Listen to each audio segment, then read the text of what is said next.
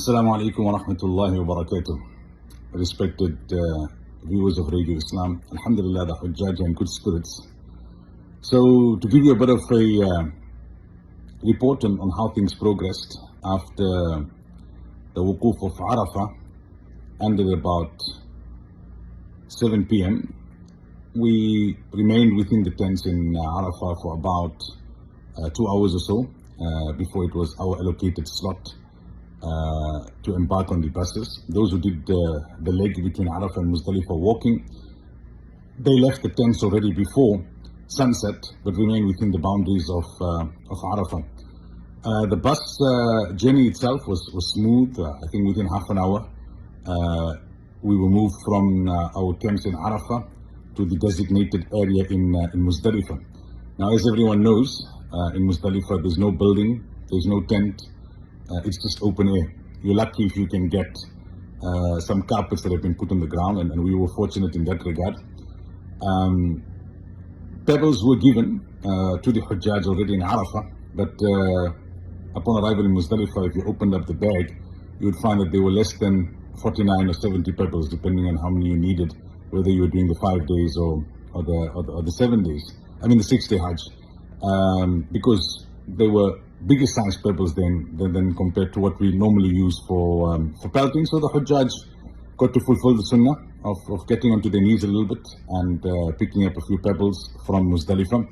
A serene night, I mean warm, we are in summer. A little uncomfortable for those who are not accustomed to sleeping outside, but I think mentally you're prepared for it and you know that that's what it's going to be. One Haji said to me, and I think he hit the nail on the head as we were departing Muzdalifah early this morning. He said that this experience brings you down a peg or two.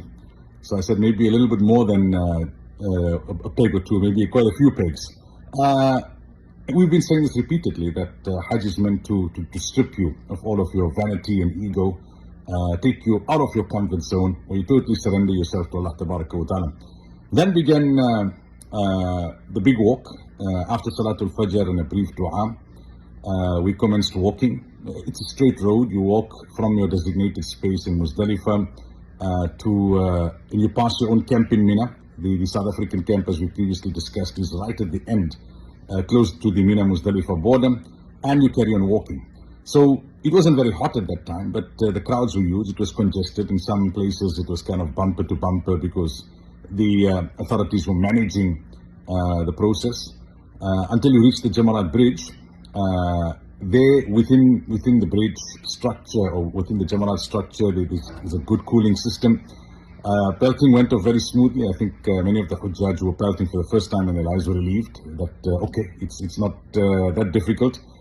It's tricky. After you conclude, if you take the wrong turn, you'll end up in Makkah, and that's where the Khadims play their role in guiding people. That's the part after that becomes challenging, because by this time now, the sun is making its presence felt. You're not walking in shaded area, you're not walking in a tunnel or in a closed structure, you're walking in open air. And you've got to walk back now, because remember, the traffic is always one way. So you can't just hit a U-turn, you've got to walk back parallel to the way you're coming until they allow you past Masjid al-Khayf to take a turn. And then from there, you've got to walk through a short tunnel, come down steps, and walk towards your hotel in Azizia. All in all, it was about a 3 to 3.5 hour walk, mashallah. A lot of sweat, a lot of numb toes and feet, aching backs. But yeah, that's the experience. Hujjaj are now getting ready for Salatul Jumu'ah, waiting for confirmation as to when their Tamasukar has been concluded, so that they can shave their hair and come out of Ihram. Some will proceed thereafter, probably this evening, to do Ṭawāf ziyarah. Majority will probably do it tomorrow night. And then there's still 2 days of the 5 days that remain. Pelting is what is required. I think they know now what the pelting experience is about, but there's a lot of walking to be done in the remaining days of Hajj, inshallah. May Allah Tabaraka wa Ta'ala accept. Assalamu alaikum wa rahmatullahi wa barakatuh.